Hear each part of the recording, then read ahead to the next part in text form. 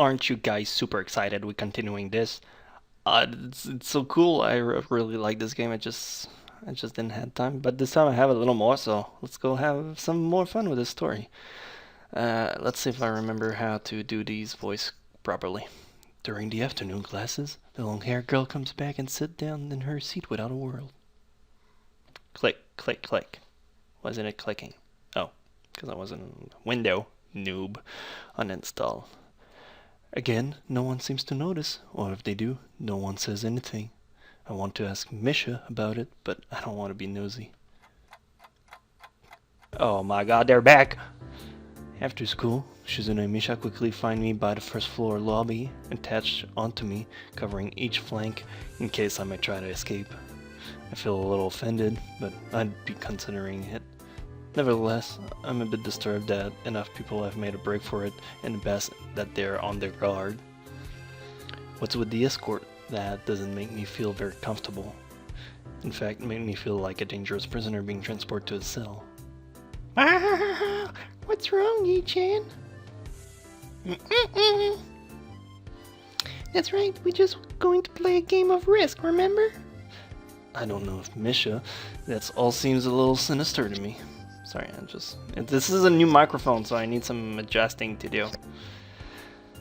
I start thinking that when we sit down to play a game, they'll tie me down and torture me until I agree to join the student council.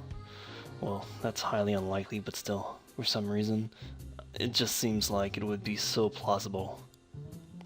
Ooh, picture effect, that's the budget. All of it all went in that move. Enjoy it, because there won't be any other. Getting to the student council room is as simple as turning to corner where we started. What? That's it? This makes you guys being so on top of me seems like... Aw, please, son. Don't make that kind of silly puns. That's not true, Yu-chan. Shi-chan says that when their life is threatened, people have shown the capability to pull off superhuman bursts of speed. Life is threatened? Her expression changing, Misha sends something amusedly to Shizune, who makes baffling face and puts her hands behind her back, looking pleased with herself. Now, I don't know if that was Misha or Shizune-dakan, but I'm gonna go ahead and ignore all of it. Misha feigns deafness. That's so unprofessional of you, Misha. How dare you? You have a freaking disabled person next to you and you're gonna mock her? Well, it's not like she can hear you anyway, but Jesus Christ, have some little dignity. And Misha feigns they left and hums cheerily. Stop that. I know you heard me. You have no excuse, unlike Shizune. That was a loud door. Shizune opens the door to the student council room. It's a very plain, sparsely decorated room, although it is quite large, maybe even a little larger than a classroom. There's a big table in the center, surrounded by a chair, and a small desk permanently placed in the back that I assume is Shizune. There are a few regular desks and chairs stacked to one side as well, extra perhaps. Aside from the tables and chairs, the room doesn't have much else to offer. Just a couple of filing cabinets and bookshelves stacked with old school records, documents. Not much else. In fact, nothing else. This is a pretty bleak room. That they could at least put a potted plant in here or something. But the most noticeable thing that this room doesn't have is other people. Cause it was empty, bro. I know you have a poor heart, but that doesn't make you a retard. Please try to keep up with everybody in the class. Are we early? No. What do you mean, no? Does it mean nobody else is coming today?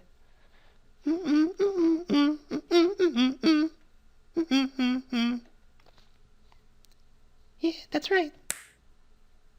Before I managed to ask about that class, Shizune claps her hand to get... Oh, I thought she got slapped because she turned her head. That would have been funny. Hitting a disabled lady. Okay, let's just go back to this. Shizune claps her hand together, very energically.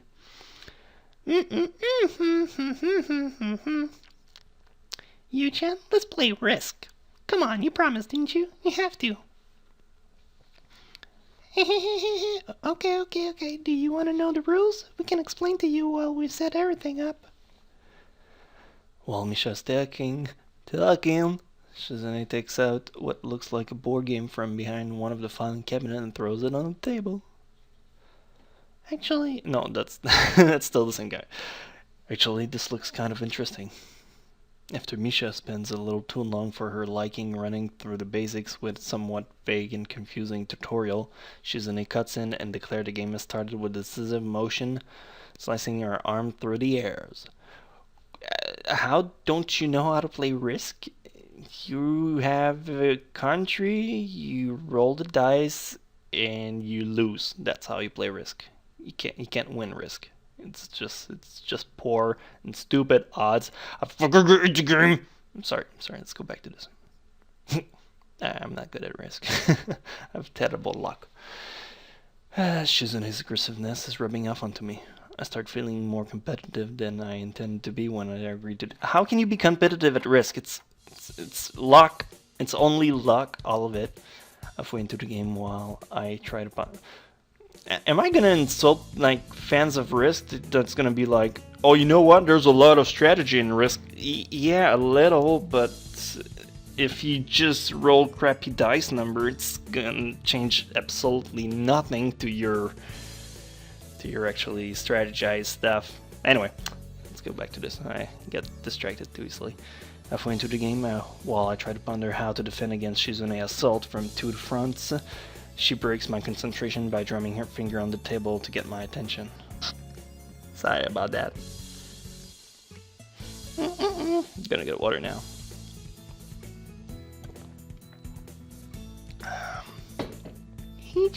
She-chan wants you to know that you're taking too long to make a move. She-chan also says that she will let you keep Australia if you agree to join this. Why Australia? Of all the places, that place is like the most dangerous part of Earth. Why you want to keep that?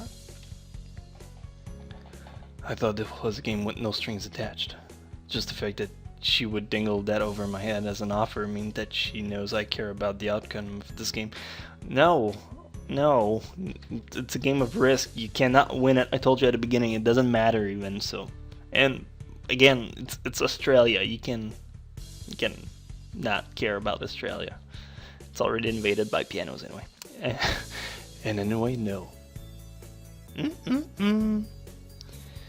She-chan's admirer of your fighting spirit and would be a benevolent dictator who will spare your people if you agree to join the student council. You're so competitive, Shizune. She seems to take this as a compliment. I would expect the student council president to be a little more magnanimous. She doesn't seem to know what the word means or how it's signed, so she pulls out a piece of paper and writes in for Shizune, who in return signs it back to Misha. Misha pressing her finger against her temple as if trying to physically imprint the word into her memory. Suddenly, Shizune bursts into a flurry of gesture. Whatever. Misha looks daunted by the space of her heated signing. Oh, wait, please, slow down, Shi-chan, Yu-chan, and Shi-chan. Shi-chan says you're going to lose. Tell her I will crush her world empire with my rebellion. Nobody fucks with the pianos like I do. I'm sorry, getting way too carried. Oh, okay. Those eyes of hers shines with childlike mischief. She says back to Misha again. She says you have no chance if you keep playing like this. No, you won't. She has a point. Attack aggressively. It's a trip. It's smarter to play defensively here. I'm going to go defensive, because even if I lose, I don't want to join her, so... No, wait. I don't want to... you know what? This is you. We're fighting piano. Attack aggressively. Fuck it. We're taking this shit down. She's either mocking me or trying to trick me. I have nothing to lose though, so might as well try something different. It would have been fun if they included some risk feature of this, like see a board game or I don't know, something else than their face for once. Maybe if I spread out my forces and try to control more territories, I can recoup the advantage. Shizune seems to focus on conquering world nation, well, whole nations, so maybe I can sacrifice my hold on continent to gain more small countries. It's worth a shot. A few turns later, I end up losing the game anyway. Shizune adjusts the glasses victoriously and allow herself tentative pump a fist in the air in celebration. I don't care, you're never gonna take my fourth stronghold. I win, yay! There's no need to translate that, it was pretty clear. Don't look so sad, Yu-chan. You were really giving your best. That's what I thought. Sometimes your best just isn't good enough, though. If anyone knows that, it's me. You did very well for someone who just learned how to play today. Translated, you suck. Go back to the hospital. Hey, Chan. You attacked Iceland and North America at the same time. I thought it's a very daring move. Shi-chan is impressed. The mark of great people is that they are daring and that they can follow through. You're already halfway there. Isn't that great, Yu-chan?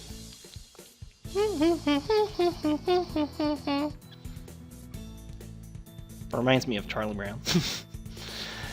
That isn't enough, though. Just potential isn't enough.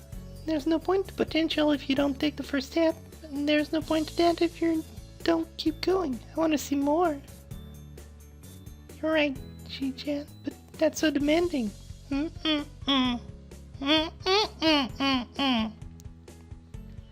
Yeah, I know that was Misha, but that still felt better that way. Shizune leans forward, suddenly looking a lot less playful and more like the serious person I expected her to be from the start.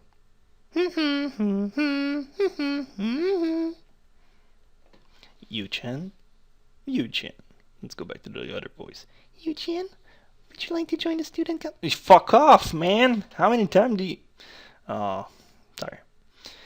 It's only my second day of school, so I'm hesitant about committing to something so early. I haven't even taken a look at any other club. Sorry, I got distracted by something on my screen. Let's go back to this. But spending time with Shizune and Misha doesn't seem like something I would hate. I still need more time to think about it before I decide for sure. Maybe I'll get back to you on it. Okay, Yu-chan, but I hope you're not just saying that so we don't feel bad. Totally. No, really. Yeah, I'll totally get back to you. No, you won't. Really? Yu-chan, if you're going to say that and you're saying that, it's definitely the truth. And there can't be any mistaking it. Old lady, you clearly don't know me after 2 days. I know. I guess I should have my revenge for losing, at the very least. What the hell's up with her face? Shizune smiles at that in a mischievous way that feels like twisting the knife in the wound of my loss. I take a glance at the clock on the wall and realize I spent far too long playing Risk than I expected. Sorry, I have to go. I think I have to go. You're not sure? 'Cause where do you have to go? You're going back to your room to just take some more pills, you freaking addict? I wanted to go to the library. It's not closed yet, is it? Sure, let's call it the library. Shizune scratches her head and gestures to Misha. How hard can it be to determine whether the library is open? There's a clock right on the wall. It should be. Sorry, need some more water to get that voice right. It should be, unless the librarian is absent. See? So much better. I think you're right, Shi-chan. We think the library is open. It's on the second floor. You can miss it. Do you want us to show you where it is? No thanks, it's okay. I'll see you guys tomorrow. Bye-bye. Oh, what the hell? They changed the picture? Or is it just a different flight of stair? I think it's different. It seems like the corridor is a little wider. It's probably different. They wouldn't go through the trouble of painting something different. These are clearly pictures of somewhere in the world, and they just added a filter on it. One flight of stairs is up, and I run into problems. The second floor hallway is a carbon copy of the... See? Called ain't. Wide, of course, and plain, like only always can be. Problem is that the library whereabouts are not as easily determined as one would think. The classroom are marked with signs stating which class they belong to, but then there's a plethora. You're just using words you think means what you think, because you don't really use that kind of words in everyday's life of other unmarked rooms. Is the library one of them, or is it just somewhere down the hallway? I bet on the latter, and choose my direction at random. So you basically, when they ask you, do you need us to show you the way, you said, no, I'm okay. That usually mean you know where it is. Not that you're just gonna take a guess halfway through, because otherwise you might just as much ask them to show you the way, unless you really despise them, and in which case makes us not gonna bother with them again. After I turn around the corner, an unmarked door draws... Goddamn, what's up with my voice? An unmarked door draws my attention because it's not closed. Might as well venture in there, right? It's not open either, though, just barely ajar, so that I can see it's open and nothing else. And peoples are screwing into each other in there. Let's play some Barry White and get the mood right. Would make sense for the library door to be invitingly open, and while this one is not quite that, it's good enough. Yeah, let's go venture in there, at the very least. It means that someone is inside and can ask for directions, no matter how embarrassing that is. I gingerly pushed on the center of the door with my fingertip, every muscle in my arm ready to pull back at a moment's notice. The feeling of being an outsider to this school can't be shaken from my mind so much that I instinctively fear doing something wrong with Wow, that is obnoxiously loud. The door slowly creaks as if groaning from a deep sleep, though it's much easier to open than I anticipated. Leaning over and poking my head even further inside to gain a sight of the room as fast as possible, the meek hello on my lips is quickly snatched away. So we're in a library, which I'm assuming is the location, and you have a blind person in there. Why? Okay, I'm just gonna go ahead and assume this is not the library. This is not as I was expecting. I mindlessly let the door open to its full extent, taking in the sight of the solitary figure taking center stage in the otherwise abandoned room. The situation steals my voice, leaving me standing on the doorway, staring at the beautiful girl. She's not that pretty. Evidently, having taken our time to assess the situation, the girl gently puts down her teacup and opens her eyes, but doesn't look at me. So, okay, so she's fancy. We have to find her a voice that is fancy and girly at the same time. So, hello there, may I help you? That's not very girly. I'm gonna try to work on that a little. Staring directly in front of herself, the movement of her lips seems to break the silence rather than the words. However, it's the soft measured voice that reminds me she's being separated from the room itself. Not only is she likely the tallest girl I ever laid eyes on, but even among the foreigners I've met, she's strikingly distinct. Hi. Sorry for intruding, I was just kind of lost. She takes a moment to formulate a response before speaking. Every action she takes feels as if it's carefully choreographed beforehand. Care to take a seat? Well, no, she sounds just old. I'm gonna have to work on that. Let me get some water to take on it. Unexpected considering that I'm intruding upon her. Thanks. I slowly step towards another seat opposite her. The girl resting in the teacup and saucer on the wooden table in between.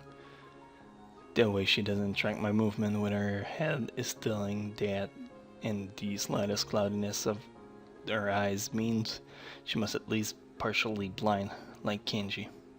Come to think of it, her voice doesn't have any detectable accent either.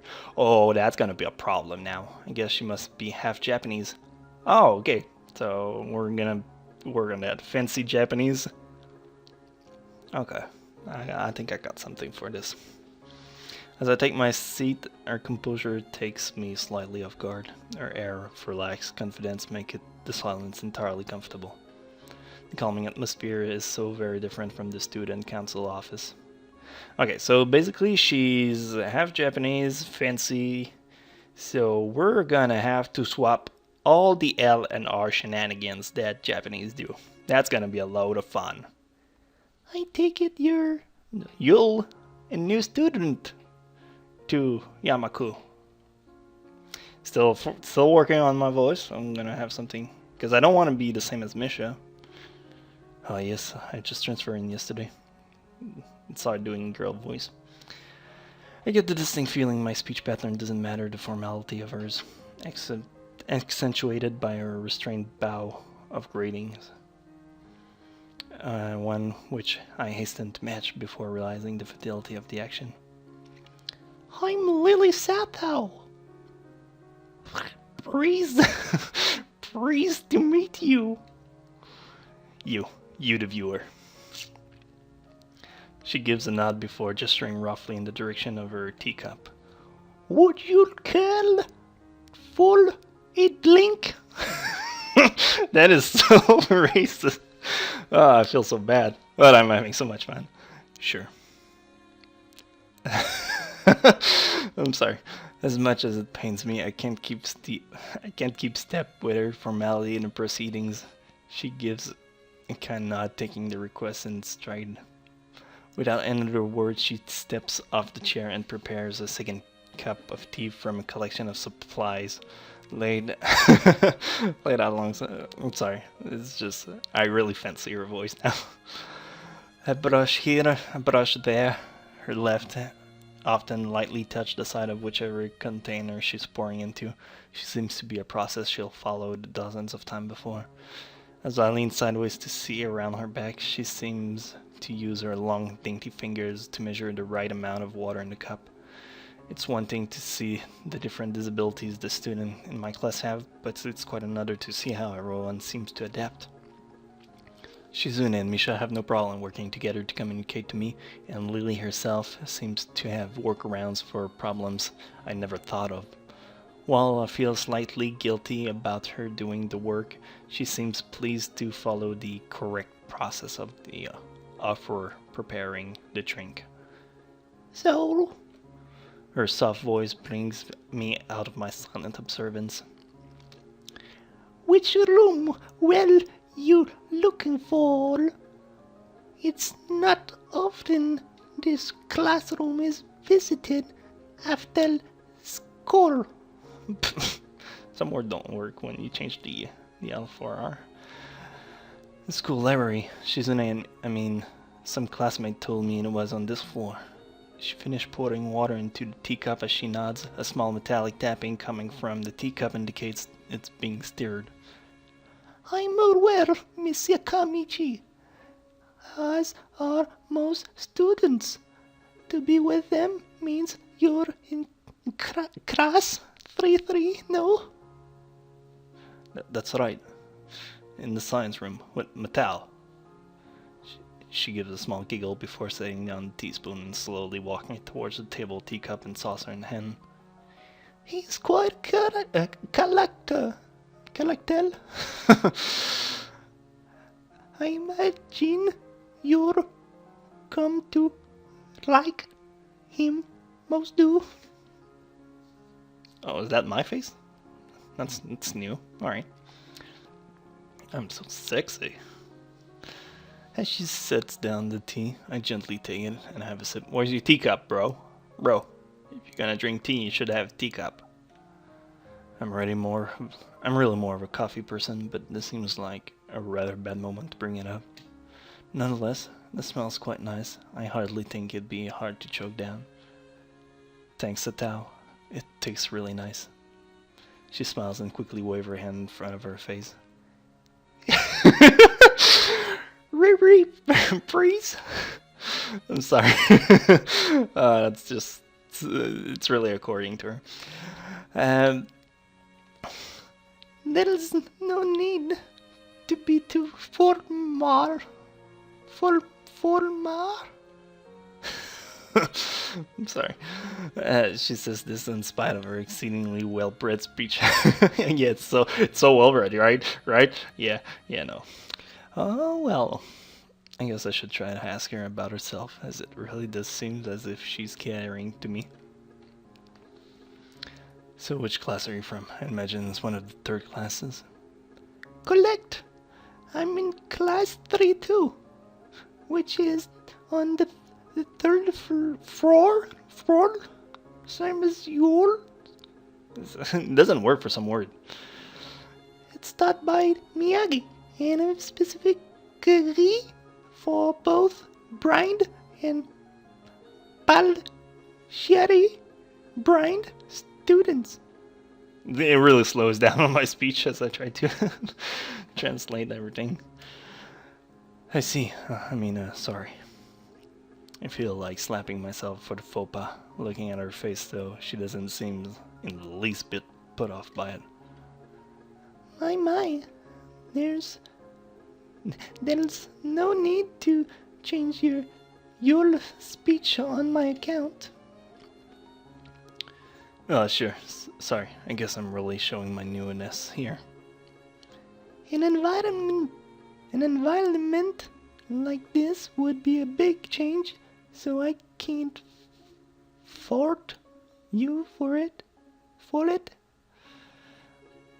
Why? These words don't work. The same can't be said for everyone. Many have come to terms with their conditions. A category which would include her, it seems, all too ready to jump. I'm so focused on translating everything for her, I don't really pay attention to what she's saying. All too ready to jump the ship from this particular topic, I segue into another. Do you come here to drink tea often? It's a really nice place. Thinking on it, this might be a version of this place behind my school that I like to have lunch at. I come here fairly often during lunchtime. My duties as class representative don't leave enough time for an official crab. So Flynn and I use this room for having tea. Class representative, huh? Compared to Shizune, her mannerism seems to be almost I was about to say completely, but completely opposite. While Shizune blunt and fiercely driven, Lily seems relaxed and calm, almost aloof. Come to think of it, she might be useful for a less biased view of the school's club. What kinds of club are there to join? The more popular ones are the Track and Field Club, which use the field near the school during lunchtimes, the baseball club, and the book club in a room near the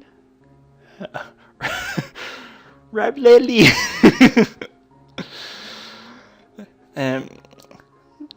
Will and also numerous smart ones too. Whoops, I went too fast. Didn't get the last what she said, but it doesn't matter. You guys can pause or bring back time and get back to it. At the time, when I'm just wanting to get on my feet, rushing into a club right away seems slightly unappealing. I wonder if this school shares the same role as my old one. Is it compulsory to join a club? It isn't. No, it is encourage. Ah, good. That's a relief. I've really let down my guard around this girl to let such a thing slip out. The fact seems slightly amusing her. Not wanting my tea to get cold, I finally start drinking as Riri does the same.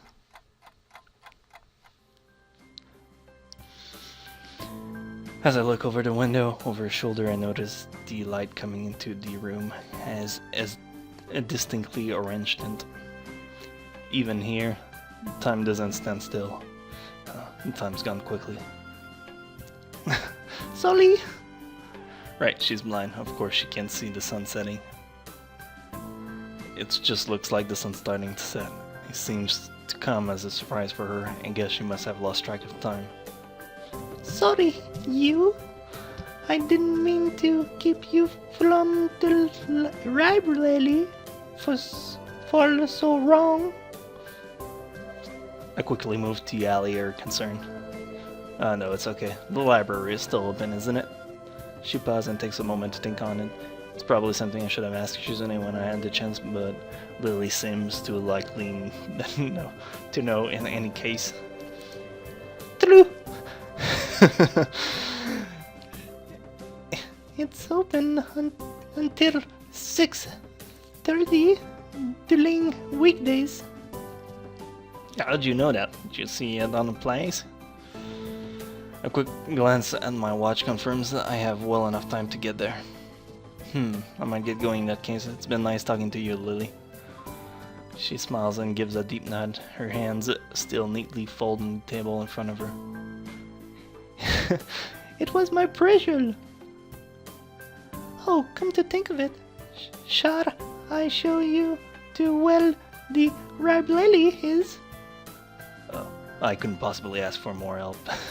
How is she gonna navigate? I should be able to find it. Dude, that's the second time you decline a girl to help you find a place. Just, can you put your ego on the side and say yes and just have somebody tag you along? You're gonna find it in like 2 minutes instead of spending like 2 hours because you just chat with every girl you meet? Well, unless my navigational skills fail me. Again. Which they seem to have a habit of doing. Again. It's all light. I was going to be talking to the librarian. Then, in any case, I could introduce you. This gets better and better. It's pretty hard to deny her offer. If you're sure, then it'd be great, thanks. And now we're gonna use this time to cut away because it's been a good episode of 33 minutes. So I hope you guys enjoyed it, and next time we are gonna continue with Riri as we take our way to the library. Thank you guys for watching. I hope you enjoyed. Please remember to subscribe if you're somehow not subscribed yet, because I'm assuming people who still watch this, the people that are following my channel by the moment. Anyway, see you guys later. Take care.